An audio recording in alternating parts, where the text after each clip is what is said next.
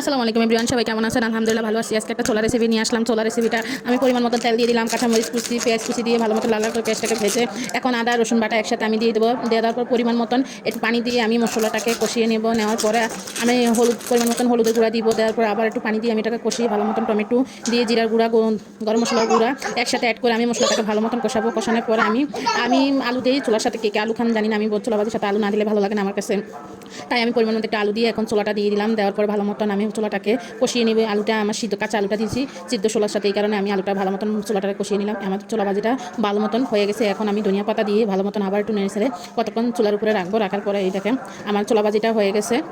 সবাই আমার মতন এইভাবে ছোলা ভাজি করে কে খান লাইক কমেন্টের ভিতরে জানাবেন, বা আমার ভিডিওটা ভালো লাগলে লাইক কমেন্ট শেয়ার করে দিবেন। সবাইকে আসসালামু আলাইকুম, সবাই ভালো থাকবেন।